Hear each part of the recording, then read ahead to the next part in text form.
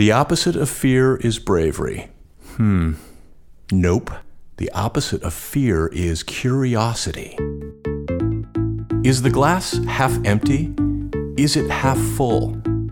That misses the point.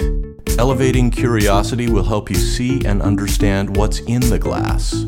This is Applied Curiosity Lab Radio, the podcast of curiosity. In each episode, Becky Saltzman interviews unconventional thinkers and doers in her unconventional way to dissect and uncover what you can use to see things others miss, make better decisions, and apply your talents in new and profound ways. Elevate curiosity, escape the boundaries of ordinary. For example, with politicians, if they truly have made a mistake and learned and grown from that, what ends up happening is the other side will label them. And it could be something like a flip-flopper, and it could be just changing with the wind, or there's going to be any number of negative attributes put towards that person, because unfortunately, that's how politics are played. Hello, curiosity seekers and adventurous thinkers. Welcome to episode 9 of Applied Curiosity Lab Radio. I am your host, Becky Saltzman, and today we're going to be delving into the art and science of ethical persuasion and influence with the Chief Influence Officer at Influence People, Brian Ahearn. Brian is a trainer, keynote speaker, coach, and consultant who specializes in applying the science of influence and persuasion in everyday situations. He's one of a handful of people in the world who's trained and certified to teach Dr. Robert Cialdini's principles of persuasion as a Cialdini Method certified trainer. He is a prolific writer. He was named one of the top 100 influencers of 2016 by the Science of Digital Marketing. His blog, Influence People, has readers in 200 countries and was named one of the top 30 psychology blogs of 2012. He has been cited in several books, including Yes, 50 Scientifically Proven Ways to be Persuasive, The Small Big, and Introducing Persuasion, a Practical Guide. You can also find him at 4 a.m. in the gym, working out, or at the Taekwondo dojo, practicing and honing his second-degree black belt skills, or sipping fine scotch, because not only is he an expert in persuasion, he's a wonderfully fun guy. In addition to enjoying this episode, you're going to come away with some amazing actionable bits. And this is important because, as it turns out, the vast majority of the time that we open our yappers or click on the keyboard or post on our phones, social media, or conversations across the Thanksgiving table or at a bar or in a sales situation, the vast majority of the time we're communicating, there is some element where we are attempting to persuade or entice or cajole or convince or influence or sell or arouse. And the science of how to do this well is really well documented and clear, and yet there seems to be somewhat of a disconnect. And you can see this disconnect in our discourse in social media, or our attempt to persuade people to understand our point of view, or even persuade them to see things like we see them. And this disconnect could be remedied somewhat by applying some of these principles of persuasion. And I think when you come away from this podcast, you'll be able to do exactly that. So a little bit about what we talk about in this episode. We talk about the principles, and particularly the principle of reciprocity, and we talk about how Brian has used that on his wife and daughter and how they have used it on him. Talk about the principle of liking and how to strategically find uncommon commonalities, and social proof, and the role of leadership in social proof, and the role of followership in social proof. And we touch upon how perhaps the idea of being a good follower is underrated. We talk about authority and the best way to use authority to be more persuasive without seeming braggadocious. And consistency. And this seems to be a big one, because consistency is when our words and deeds line up and the pull we feel toward consistency is intense.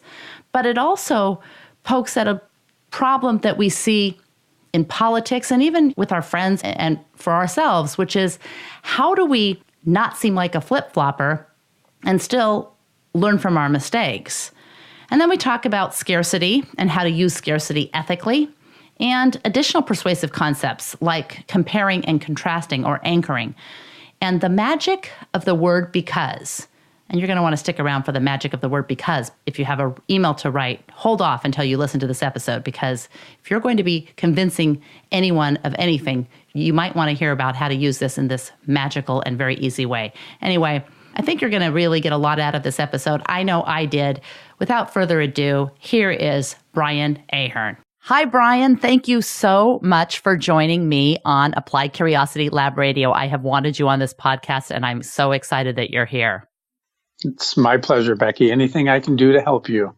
Well, thank you. So you are one of a couple of handfuls of people in the entire world that are trained and certified to teach Dr. Robert Cialdini's Principles of Persuasion as a Cialdini Method certified trainer. And you travel the world to train people and corporations to apply this science. This is the science of ethical persuasion. Cialdini's book, Influence, that revealed these principles, I think it's been out for over 3 decades and sold millions of copies. And it's arguably the best-selling business book of all time. These principles of persuasion are the foundation of how we get anyone to think and do anything. And when you couple those facts with the fact that the vast majority of the time that we communicate, we open our yappers, we wave our signs, we tap our screens, that we're attempting in some way to influence, persuade, cajole, entice, convince, sell, or even arouse, these powerful principles are out there. Why do we still get it so wrong? Well, I think it's one of the things that people just never give thought to. It's like listening. Listening is one of the skills that people are worst at, and yet they're doing it every single day. And we are trying to persuade every single day. In fact, I like to tell audiences from the moment that we come out of the womb, we are trying to persuade. Now, we're not conscious of that, but what does a baby do? They cry. Why? We have to figure out, is it because they're cold? Do they want to be held? Do they need to be burped? Are they hungry? But they have a need, and they're doing something to try to get that need met. And then it just continues from there. But a lot of people never stop to think about, what am I doing well? How is it helping me? And what am I doing poorly? How is it hurting me? So that they can refine their ability to be more persuasive. What's preventing them from curiously exploring this? I mean, these methods are available. We know we're trying to convince people of something. Sometimes maybe we're not as conscious of it, but a lot of times we're really actively trying to sell something or get a date or convince someone to agree with us. What's preventing people from taking a step back and actually applying the principles? Well, I do think that one of them is just because they're doing something all the time, they think that they're probably pretty good at it. Most people have a overestimation of themselves in terms of how smart they are, how good looking they are, and they probably think they're more persuasive than they are. The second thing is probably that they don't know that it's a field of study, and it's been a field of study for some 7 or more decades now. So they've never thought, well, maybe I could learn something about this to get better at it. And so they just meander through life. Sometimes they get what they want, sometimes they don't, but they could get much better at it if they understood the science behind it and then started looking for practical application. So here are the principles of persuasion, and then I would like an opportunity for you to describe each of these. Reciprocity, liking, social proof, then there's authority, consistency, scarcity, and then there are some extras like compare and contrast and because. How would you describe each of these? Well, if we start with reciprocity is the principle that says people feel a natural obligation to want to give back to those who first give to them. And we're conditioned from this one almost from birth. Anybody listening to this, if they've raised children, they have either taught their children these words or their parents taught them, thank you. And so from the time that we are very, very little, when somebody does something for us, we are taught to say thank you. That's a form of reciprocity, right? Someone does something, there's an expectation, I do something in return. And then as we grow older, we learn more sophisticated ways to repay the favor, so to speak, but it's conditioned almost from childhood for every one of us. So that's one of the first principles that we talk about.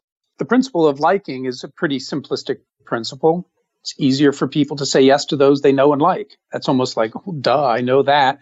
But where people stumble a lot is they don't really know what causes one person to like another. And we talk about that in workshops that I lead. What can I do that would make you like me more, Becky? But more importantly, what can I do to actually come to like you so that I really want to serve you, which opens you up even more to something that I may ask of you down the road. Is that more powerful? I mean, is it more powerful or is it just easier to find reasons to like other people than to try to figure out how they can like us? I wouldn't say it's easier. I think most people go in thinking, how can I get you to like me? And then if you do it with too much gusto, I guess, you come off like a used car salesman who you get that sense, hey, you're only pulling these levers to get me to like you, so I'll do what you want. But I try to teach people the very same things that would cause you to like me. So, for example, if we find out that we went to the same college, grew up in the same hometown, cheer for the same team, you will like me more. But if we find that we have things in common, you tend to like that person more because you view them as being a little bit more like you. And we naturally like things that we associate positively with ourselves.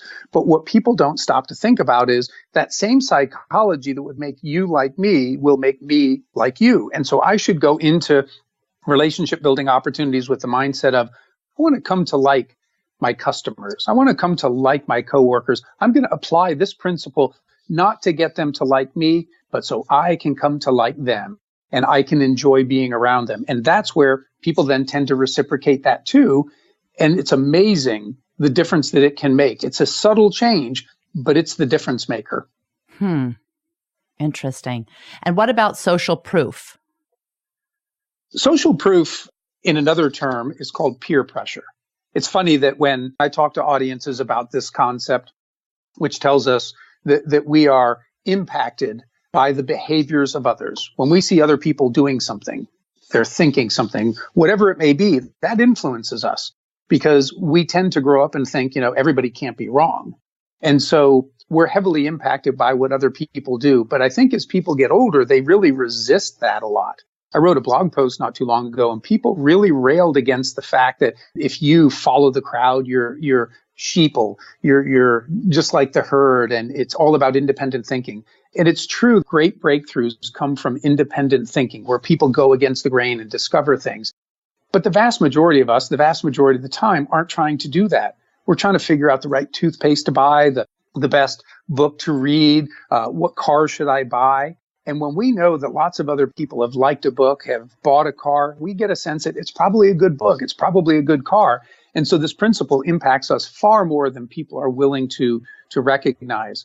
Now, when you're raising kids and you call it peer pressure, we don't like peer pressure, right? Because we have all these assumptions. It's always about bad things. It's about drinking, drugs, and sex before kids are old enough to really understand and be able to mentally cope with that stuff. But as we get older, we're still impacted by our peers. All you need to do is walk into any large corporation and look at how people are dressed, how they act, what they do, and you'll see that they're conforming to the norms of their social group. I wonder, though, if we should be embracing the role of followership more than just this push that we should all be leaders so that we can more effectively know when social proof is something that we should actually be using and when social proof is something that's actually manipulating us. But so actually kind of reversing that, not as how to do it as a leader, but how to effectively be a follower. When you put followership in Google, it does it autocorrect, and it makes me curious about how we undervalue that role, and particularly with regard to social proof. Well, it's interesting, though, that you bring that up. So as you said that, what rolls through my mind is my day job at State Auto Insurance. I run our corporate university, and we're moving from a heavily metric-driven performance management organization to more of a coaching culture. And to help make that evolve, one of the things that we've done is we have created a coaching course for all associates, not to learn how to be a coach. There's lots of information on that, but how to be coachable. What does it mean to be in that coaching relationship? And how do I receive coaching? How do I give and get feedback? How can I then maybe turn and coach my peers? But how do I understand my role, which is somewhat analogous to followership, because I'm not the leader. I am the person who's under the leader. How can I be good at that? Because that also gets you ready to become a leader. Well, the vast majority of the time we are communicating, we're trying to persuade, and the vast majority of the time that we are in existence as followers, whether it's politics, whether it's family dynamic, whether it's corporate dynamic, whether we're just trying to make sense as critical thinkers in the world. So Well, I do think in our society too, I mean, America is very individualistic, right? Pull yourself up by the bootstraps as opposed to more collective societies. Like a lot of East Asian cultures are more collective. It's about we rather than me. And so, yeah, I do think that there is a lot of that. I don't want to be too much of a follower. I don't want to be too good of a follower. I need to stand out. But you know what? For me, as somebody who leads a small part of our organization, I love it when people are good followers. To me, that is also helping them get ready to be leaders because they understand what it takes. Yeah. And I think we talk a lot about followers in the form of they. And it's hard for me because I say, I want, they need to be followers, but I have to kind of take a look and say, okay, what about me? It's just an interesting concept because like I said, I was Googling the word and it kept auto-correcting. And I thought that's very weird because leadership is probably one of the most searched for Google words out there. Tell me about a time that you have used authority in a very specific way that will give people, listeners, an opportunity to understand the role of authority as one of the persuasive principles. Authority is all about the reality that we will follow the lead of people that we view as being very wise experts in their field. As an example, if two people say the very same thing and you know that one is considered a thought leader, an expert in the field, and you don't know anything about the other person, you're going to believe the thought leader all the time. So sometimes it's not contingent on what's being said or asked as much as it is who is saying it and who is asking it. And so as a funny story, my wife, Jane, is a really big time golfer. She loves golf. When she plays really well, she'll shoot in the mid to upper 70s. So she is a really good golfer. And I had come home from a training session one time. We were eating dinner and I told her this quick story about how I used a golf analogy. And I'd ask people, hey, how many golf? And hands go up. And I said, what do you think when you come up to water?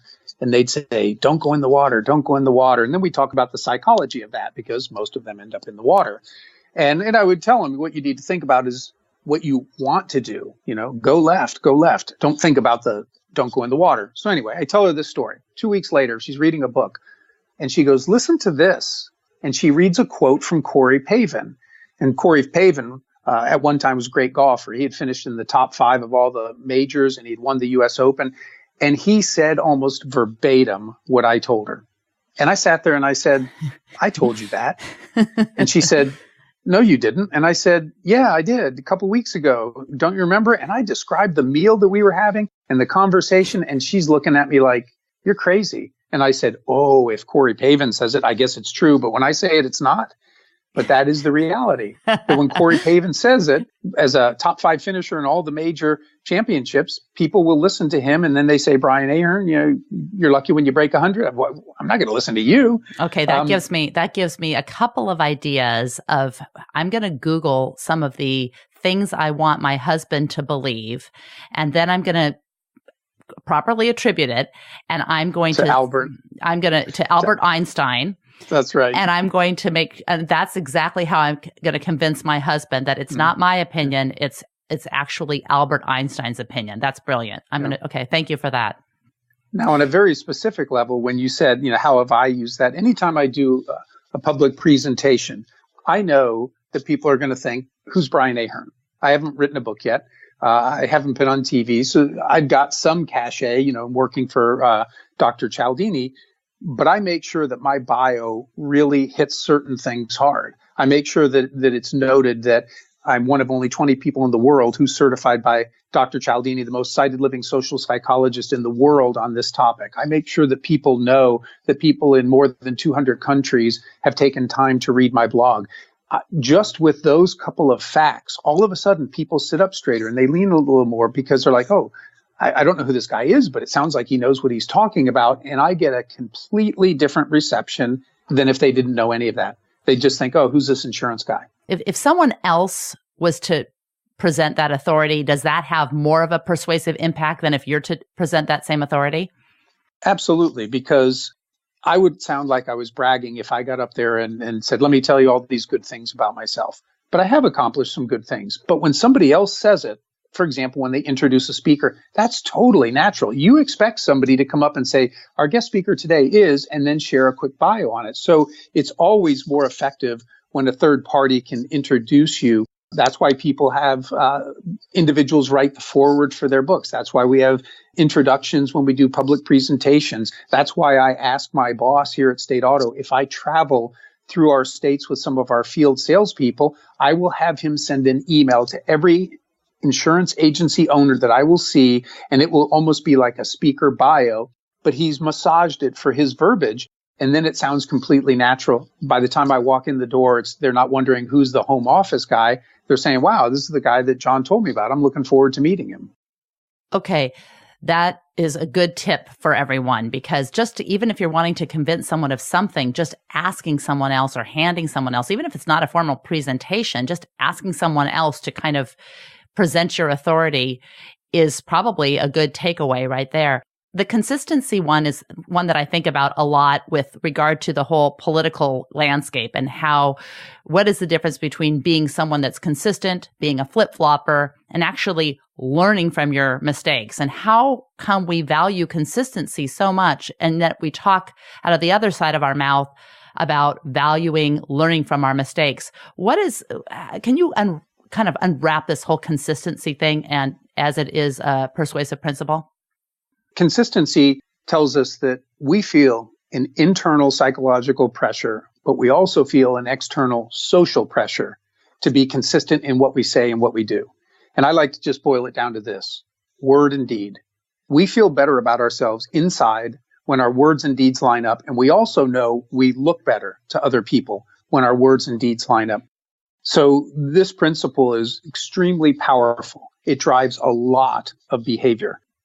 On the negative side, though, for example, with politicians, if they truly have made a mistake and learned and grown from that, what ends up happening is the other side will label them. And it could be something like a flip-flopper, and it could be just changing with the wind, or there's going to be any number of negative attributes put towards that person, because unfortunately, that's how politics are played. You get outside of politics, and I think for the most part, Americans are pretty darn forgiving. When people step up to the plate and admit that they did something wrong or made a mistake, quite often after the initial backlash, people end up praising that person. And we've seen people who have been of poor character come back to good character by admitting their mistakes. An example would be on the negative side, A-Rod, when he was playing for the Yankees and he was caught with performance-enhancing drugs and he continued to deny it. There was big backlash on that. But take a look at Tiger Woods. When Tiger Woods got caught in his scandal, very quickly he stood at the podium and he said, I have a problem, and he checked into rehab. And no matter what you think about how authentic was he at least stood up right away and said his prior behavior was wrong and he was looking to change. And for the most part, people embraced that. When he came back, he was as popular as ever. People weren't focusing on what he did. They were focusing on the fact that he was trying to change. So it can be very positive, but I think what you need to really resist is the labeling that might come from people who oppose you. Because I do think that some politicians probably genuinely grow in terms of their understanding of something and ultimately change positions. But I've become just as jaded to politicians as the next guy. And sometimes I see it and I'm like, it's in vogue now, so you're saying it so you can get that vote. Well, I wonder sometimes if you kind of step out as a person, just a regular person on social media, for example, and you step out with all of these opinions that you support a candidate, you support a platform, you're a member of a particular wing, and then all of a sudden someone points that out to you, are you less likely to absorb new information and be curious enough about where you might be wrong because you're so worried about that sense of inconsistency? I think that can be a real curiosity killer, frankly. I think it can. I wrote a blog post many years ago called Why Facebook Doesn't Change Anybody's Opinion. And I think it's because when I put something out into the public forum and somebody contends with that, I don't probably sit there and go, that's a really good point. I never thought of that. I feel this need to defend myself. And oh, by the way, umpteen number of people could be looking at this post and watching what's going on. And so it's not at all like sitting down and having a drink or having coffee with somebody and just having a dialogue where you can feel free to put something on the table and somebody might counter that. And you might think, I know you, I like you, and I've never thought of that before. That's interesting. I'm going to have to think about that, or I want to find out more about that. it's not really a dialogue. It's people just putting out their opinions and then trying to defend them. And so to your point about being a curiosity killer, yeah, I think it absolutely can be. Because this one's a perfect example where I think everybody listening to this would clearly get it, that like, yeah, once I've made a statement, I feel this need to hold to it. The big mistake that people make with this one, and this goes back to your original question about why aren't they better at this if we're trying to communicate and persuade all the time? We are quite often a product of how we're raised. And so if your parents raised you, for example, telling you what to do, they're never engaging this principle. They might be engaging some authority because they are in a position of authority over you, but they're never really engaging this principle. And so I like to share this example. When our daughter, who's now 21 and doesn't live at home, when she was a teenager, it was not uncommon for my wife to say, Abigail, empty the dishwasher. Right? It's pretty clear, straightforward, easy to understand. Right. We'd go to work. She'd go to school. We'd come home. Dishwasher not empty. We might go to bed. Abigail comes home later. I get up in the morning. Dishwasher not empty. And you can imagine if you've raised kids, especially in the teenage years, how that conversation probably goes between mom and daughter at that point. Abigail, I told you to empty the dishwasher. I didn't hear you. I will. I'm busy. All of those excuses. But my wife wasn't tapping into the principle of consistency. I, on the other hand, would have said, Abigail, would you please empty the dishwasher before you leave for school? And if she said, no, I can't, I'm in a hurry, I would have said, okay, time out. Will you empty it as soon as you get home from school before you leave for work? And she would almost always say yes to that. And there's more psychology in that. But she would almost always say yes to that because I had engaged the principle of consistency. I wasn't telling her what to do. I was asking. And once she verbalized that she would do it, the odds of her following through were much, much greater than if I just told her. So that's a simple example where people are always, and leaders do this too, telling people what to do rather than asking, and they're not engaging this principle. They could get more people doing what they want by creatively asking the right questions to get them to say yes, and then they'll naturally take those steps. How important is it? I think there's an example of a restaurant in Chicago, and I actually use this in practice a lot. But how important is it to actually extract the yes versus, hey, will you be sure to do that, blah, blah, blah, and not wait for that answer? How important is it to wait for that answer? It's incredibly important. In the example that you're talking about, Gordon Sinclair, who was the restaurant owner in the Chicago area, had a no-show rate of 30% when the hostess would say, please call if you can't keep your reservation. Again, it's clear, straightforward. You'd have to be hearing impaired to not know what's expected of you. But 30% of the time, people didn't show up or call up.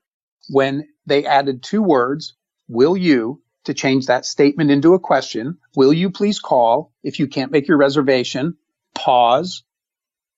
People are uncomfortable with pause. They're going to fill it, and they filled it with, yeah, sure, no problem. And their no-show dropped from 30 to 10%. Because as I like to say, they either called up or showed up. Either way, Gordon Sinclair got to fill those tables. That's a big, big difference. If you put numbers to that, depending on the number of tables and how often they're open, hundreds of thousands of dollars potentially by changing a statement into a question. It would be interesting to try that across the Thanksgiving table this fall when you're into those kind of deep political discussions, just to say something like, I'm just curious, this is how my mind works, but I'm just curious how it will look to say, would there be anything that I could ever say to you, present to you, that would allow you to open your mind or change your mind? As far as, would that be a question? Yeah, just asking people if there's anything, for example, dipping into politics for a second, if you were talking to someone who despised Donald Trump, just asking this question, which I've actually tried a number of times, would there be anything that he could do that would in any way change your mind about him? Or is there anything that I could say to you that would convince you that you could be wrong about any aspect of how you evaluate Donald Trump? In Dr. Cialdini's book, Influence, Science, and Practice, he talks about how American POWs, the Chinese used this on Korean POWs. And it was just by chipping away. little by little, by saying, well, America's not perfect, right? Well, no, America's not perfect. And, all communists aren't terrible and evil, are they? Well, no, probably the average person who lives there isn't. And they kind of chipped away because they would ask those little questions. Of course, they were trying to manipulate them into writing things that would be pro-communist. But that thought process of wanting to just chip away a little bit, and by saying, isn't it at least good of all the bad things that you could say about Donald Trump right now? Wasn't it at least good that he struck a deal with the Democrats? I mean, when's the last time a Republican president struck a deal? I mean, can't you at least give me that is okay? I asked that very question. And then there's the but that chipping away is kind of an interesting technique. Yeah, it's, in sales, you call it foot in the door, right? You're not going to go in and necessarily write an entire account or land the big fish, but maybe you can get a small piece of that account. And that changes the thinking of that buyer, because now you're not a prospective salesperson. You're a vendor who's dealing with them.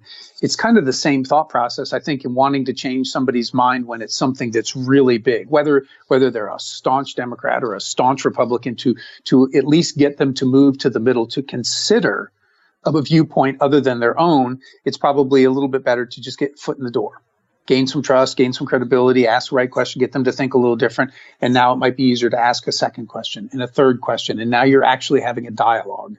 When you think about the principles, and you think about the principles being called the principles of ethical persuasion, they're not entirely different principles than would be used in effective manipulation. And that makes me think particularly of the principle of scarcity and how often scarcity is used as a principle of manipulation. So I guess the two questions are, can you unpack scarcity for us? And then also, how different are these principles when used for ethical persuasion or manipulation? Aren't they the same principles for both? So let's start with scarcity. Scarcity is the psychological concept that says we value things more when we believe they're rare or diminishing. If they're going away, we just then all of a sudden we naturally want them more. And here's a personal example. Several years ago, I get on a Southwest flight. I'm usually boarding in the A group, sit down, get comfortable. Flight attendant comes over and says, "Excuse me, sir, but you're sitting in the row in front of the exit row, which means you can't put your seat back." And my response, that's okay. Because once the plane takes off, my seat's upright. I'm not one of the people who throws it back and jams your tray into your belly or your knees into your chin. And so I usually have my laptop out and I'm reading, writing, and I'm doing something. So I told her, I said, "That's okay, thank you." Plane starts to fill up. Seat feels a little uncomfortable. Cabin door closes, we start backing away, seat feels real uncomfortable. And by the time that plane was going down the runway and taking off, I am mentally kicking my you-know-what because I didn't move. And that seat felt so darn uncomfortable the entire flight. Now, here's the reality. I've flown many times in the last 2.5, 3 years. I don't think I put my seat back once. But boy, once I knew I couldn't, that's all I wanted. That was an example of scarcity. I teach the stuff. I was fully conscious of what was going on. And yet that seat still felt darn uncomfortable. So it was, what would you call that? It's not a limited few. It's not a limited amount of time. Well, I had a lost opportunity. I could have moved and I didn't. And then the pain of regret begins to set in. Why didn't I move? Darn it, the seat's not feeling comfortable. And my mind begins to obsess about it. And human beings feel the pain of regret a lot. People usually don't regret the things they've done. They regret the things they didn't. Right. I wish I would have gone out with her. I wish I would have taken that job. What if I had traveled Europe before I, jumped into my career? We all, those what ifs nag at us. And so that was kind of what was happening to me. What if I would have moved? It would have been a lot comfortable. I could have put my seat back if I wanted to, even though I almost never do when I'm flying. So that is kind of a descriptor for scarcity. Now, what's interesting about this is conceptually when I talk about it and when I give examples, people get it right away. I mean, they clearly know, like, oh, yeah, people are going to be much more motivated by losing than they are by gaining. And then those very same people go out and try to motivate behavior by talking about gain. So as an example, it's much more effective to talk about, how much money you might lose if you continue to overpay on your phone bill by not switching to a certain carrier. But what do the carriers do? Most of them talk about how much you'll save by making that move. And that does motivate some behavior, but studies show that you're going to be more motivated by thinking about wanting to avoid loss. In fact, Daniel Kahneman won the Nobel Prize in this area for his work with Amos Tversky, where they statistically proved humans feel the pain of loss anywhere from 2 to 2.5 times more than the joy of gaining the very same thing. So a lot of people who are trying to motivate behavior are still doing it wrong. We rail against it, though, when we see politicians, because we see just what I would call fear mongering, that rather than telling us what they can do for us, they've gone so far to the other side that it's all about the negative. And people are getting sick and tired of it. But unfortunately, in this last election, we had two people who, no matter who was going to get elected, they would be labeled the most disliked, distrusted person ever to enter the Oval Office. It was a no-win situation for the vast majority of people. Okay, so you said that people are getting sick and tired of it, but does that necessarily mean that it becomes less effective? No, they're not so sick and tired of it that politicians have abandoned it. I think that it's going to take a different kind of candidate within a different context to be able to pull it off, to move away from the extreme negativity that we have. And I don't know, it's going to be really interesting. And at the next election, assuming Donald Trump is still president and wants to try to run again, it will be very interesting to see, does he double down? Is it going to be that much worse? Or how's that other candidate going to handle it? But I think people are tired of it, but they still respond to it. And that shows its effectiveness. Yeah, I think when you look at Tversky's and Kahneman's work, the loss aversion doesn't diminish over time. So an awareness and an exhaustion and an annoyance with it doesn't necessarily mean that it's less effective. So I'm not sure that the incentive for doing something other than that is great enough at a human behavior level to make anyone see it as anything but the most effective way to convince people to do stuff. And even claim that we are not affected by it, even when we are completely affected by it. So I'm not as hopeful, but I'm curious about maybe someone could learn to use loss aversion in a different kind of way, or scarcity in a different kind of way. Now, there are two other principles that kind of are not in the influence realm as much as these initial principles. And one is compare and contrast, and the other is because. And I think it would be interesting to hear about these, because they are also powerfully effective in how we are persuaded and how we do our persuading. Right. Compare and contrast, we call it a phenomenon. We don't really call it one of the principles, but it kind of overarching. Every day we're comparing and contrasting.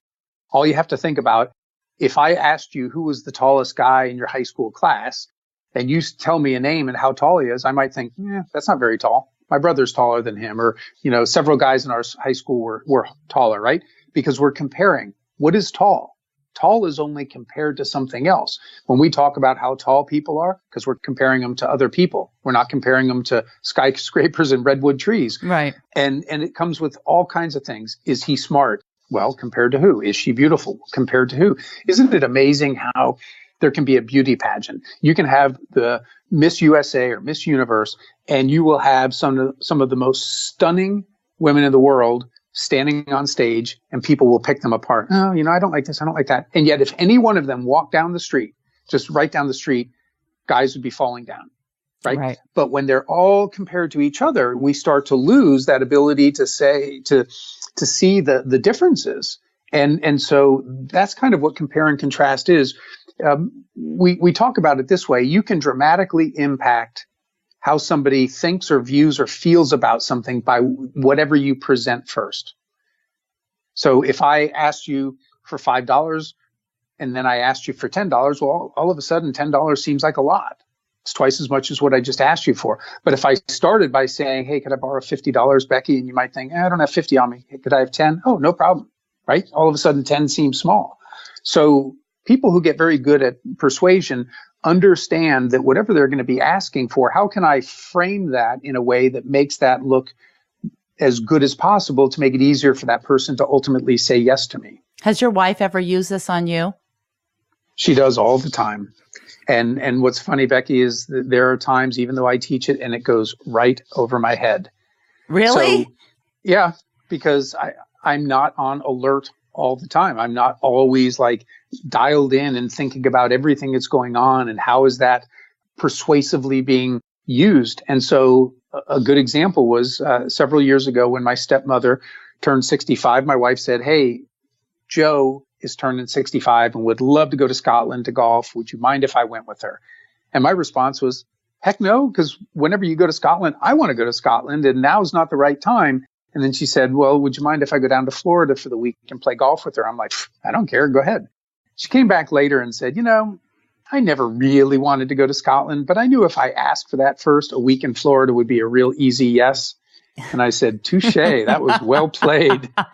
Note to self. But okay, And so the other one, go ahead. Sorry. One other one, Becky, you'll appreciate this a shopping example. I saw one day I said to my wife, I go, "Is that a new coat?" And she goes, "Oh, no, I got this last year." Okay. So I'm thinking, no, it's not new. Now, my mind didn't say, wait a minute, it's January. She got it in December. It's technically new, right? But the comparison, I got this last year. I didn't even think twice about it until sometime way down the road. She goes, "I can't believe you didn't even ask me. I got it in December. It was new, but it was last year." That's hilarious. Well played. That's hilarious. I remember my grandmother describing the fact that she was very aggravated that her water heater had broken and it was brand new. And I asked her how old, and it was, well, I got this and it was like 15 years old. I said, "Grandma, water heaters, it was brand new to her. She's 99 in the scheme of her life. That was a new water heater." So I guess, and we use this all the time with anchoring effect too. I mean, the anchoring effect is kind of the driving force of this compare and contrast. The only thing I wonder about is, can you go too far? I mean, if your wife had said, "Hey, can I travel the world with a guy who looks like Brad Pitt? Do you mind?" She'd be wanting to travel with me then. Well, okay, the George Clooney, you could choose. You can't be both. You could either be, okay. So if she had said that, you'd be like, okay, that's ridiculous. Or if someone said, "Hey, do you want to pay $10,000 for this cup of coffee, or are you okay with $5? There is kind of a realm beyond which it is even reasonable to be an effective technique, right? There are, but that's interesting to try to find that point. You can lose credibility if you put out an offer that's ridiculous, right? If I walk into an automobile dealership and I want to buy a car and I say, "I'll give you $1 for that," right? They're not even going to talk to me. I mean, that's out of the realm of possibility there. But there have been times where there have been extreme proposals put out, and although they weren't necessarily taken, they did put an anchor in that drew people further along. Think about the lady who got burned with the coffee at McDonald's. Now, this wasn't just, they didn't just put out a number, but what they did when she got burned by that like 200-degree coffee, they had originally only asked for like $30,000 compensatory damages, something very low. And when it was rejected and they went to court, they said, "Well, I think a fair proposition might be 2 days worth of coffee sales from McDonald's." Now, most jurors didn't know what that amounted to, but they thought, yeah, that sounds fair. That was millions of dollars. Oh, brilliant. Brilliant. And they didn't end up getting the millions, but they got a lot more. They got hundreds of thousands of dollars where they were initially just asking for like 30. So that extreme offer certainly pulled along that potential jury decision. Interesting. Well, the last, you don't call it a principle, you call it what did you call it other than a principle? Because. What did you call that? A what? I just call it a psychological concept. It's so a concept. Great. Yeah, it's a great tip to understand. Well, okay. I think this one is really important in the light of communication over email, for example, because just insinuating the word "because" as such a powerful, persuasive kind of joiner seems to have a lot of applicability in even electronic communication. So share a little bit about the power of "because." There was a fascinating study that was done a long time ago at a photocopy shop. And social psychologists arranged to have people go up when there was a line, and they would ask if they could cut in front of the line. "Excuse me, may I go ahead of you? I have 5 copies to make." And 60% of the time, people said, "Sure, go ahead." At a later time, they might go up and say, "Excuse me, I have 5 copies to make. Could I go ahead of you because I'm in a rush?" And 94% of the people, you're in a rush. Sure, go ahead. Then they tried it one more time thinking, well, maybe it's just because they said that they're in a rush. So the third time they'd go up when there's this long line, and all day long they would go up and say, excuse me, I have 5 copies to make. Could I go ahead of you because I need to make these copies? Well, everybody's in line to make copies, right? That's a bogus reason. And 93% of the time, people let them go ahead. So the social psychologists theorized that word because is the trigger. And they theorized that because as we were kids, and your parents might have said it to you, you may have said it to your kids. I know my parents said it to me. If I ever dared ask why, when my mom or dad told me to do something, I got this, because I said so. And I knew at that point, if I didn't do what I was being told or asked to do, there would be a consequence. So the theory is we are raised with that word becoming a trigger of we better take action. And as a persuader, that's good to know because it may not be enough to ask somebody to do something, but if I can tag it with because, I'm going to have a much better chance of getting to yes. So if I go back to my example with my daughter and emptying the dishwasher, I'm more effective if I say, Abigail, would you please empty the dishwasher before you leave for school because we have company coming over tonight? Mm. If she says no, again, I can step in and say, will you please do it before you leave for work, as soon as you get home from school? Because like I said, we have company coming over.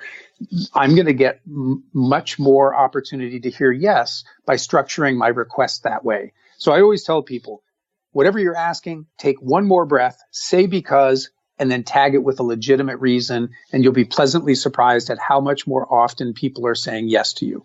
That's a great one. And I know that is wildly effective with email communication. Just be curious about why you're asking something of someone and then just tack on that because. The best opportunity I think we have is when we do a one-on-one. And there are some things too that you can do to set the stage to have a more informed conversation. So let's just assume you and I, if we were on opposite ends of any particular topic, if we were going to get together and I used what Dr. Cialdini calls some persuasion. If I said, Becky, do you consider yourself to be somebody who's open-minded, who at least considers alternatives? And you're probably going to search your memory banks for times where you were open-minded, and you're going to say yes, because generally that's a positive trait.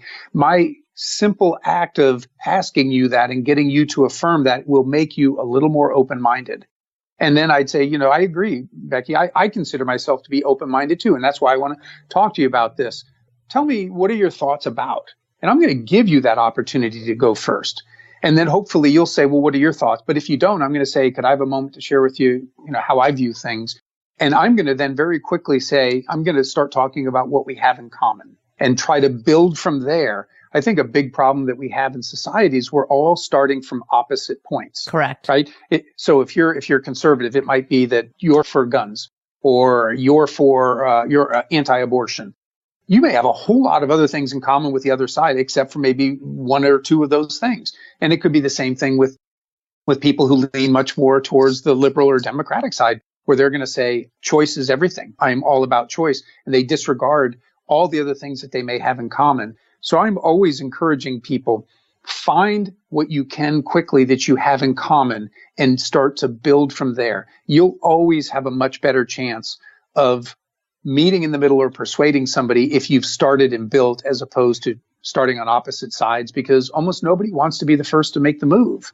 Absolutely. And I actually would take that a step further and say that the more uncommon your commonality that you seek is probably even more powerful as a persuasive principle. And, I'm thinking about this. I was at the Women's March on Washington, and I heard that there was a group called the Bikers for Trump. And I knew that it was just going to be this really contentious juxtaposition, right? Like all these people with these pussy hats on and all of these Bikers for Trump. And so I sought out where they were, and I could see the semicircle of marchers all in their, pussy hat garb, and then the Bikers for Trump on the stage. And it was really kind of an ugly standoff. So I thought, I'm going to test this principle. You could call it the principle of liking, but first I'm going to try to be curious about how can I find an uncommon commonality? And so I approached them and this group, and they looked at me like I was, a dog pooping on their lawn, and I approached them and I said to them, hey, would you guys take a selfie with me? And they all said no, just straight out no. And I thought, well, I'm going to find a commonality and test that before I find an uncommon commonality. So I said, well, we're all Americans. I mean, if some other non-American force came for us, we'd all be in the same boat together. And that didn't work because the commonality of being an American wasn't powerful enough. It wasn't uncommon enough. Everyone there was American. So I said, okay, here's the deal. I just recently took a motorcycle class, and I'm trying to decide between a Harley and a crotch rocket. And my question is twofold. One, which one do you suggest? And two, do you really think Donald Trump rides a motorcycle? And if so, would he be a Harley or crotch rocket? And we started talking about motorcycles. And then I said, would you guys take a selfie with me? And we all lined up and took selfies. Now, granted, one of the guys had a look of disgust in the background, but I didn't know it because I was in the front of the picture. But that is the power of finding uncommon commonality. And I love testing that. But of course, I think you have to be curious first to explore that and to find those. They're always there.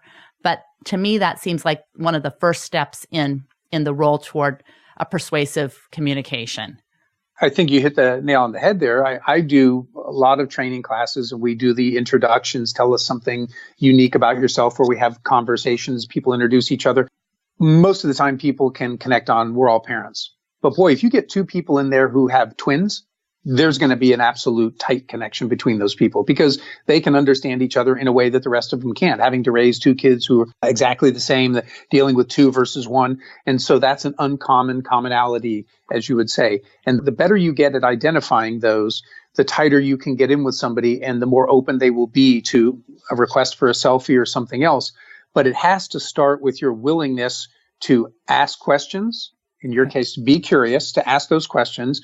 And then you have to be a good listener. You have to really pay attention. And people can tell if you're genuine. If you're just asking to kind of check off the questions, if there's this sense of you're just doing this to get to your thing, people can tell. And they're good at taking it all in. The look in your eye, the tone of your voice, your body language. They can tell if you're truly curious or if you're just have an agenda.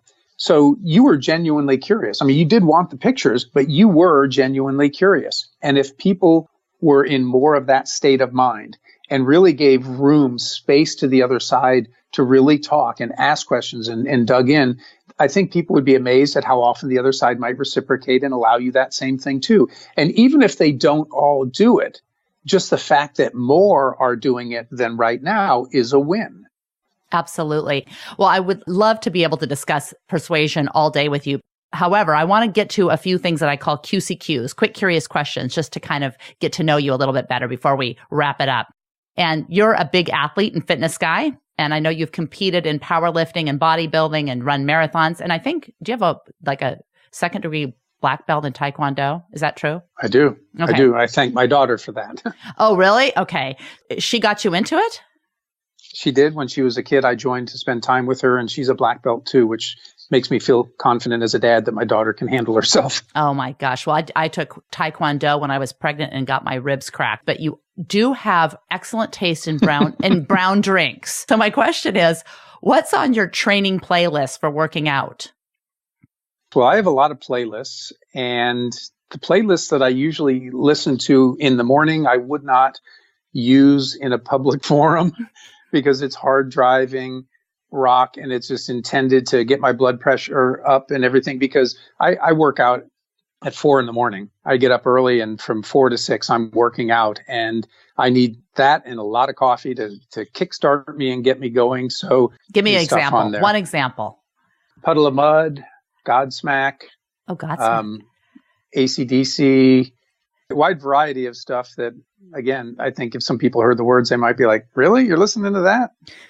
Okay. And then I've got my training playlist that when I played in my training sessions, people love it. They're like, this is some of the best songs. I haven't heard these in a while. So different strokes for different folks.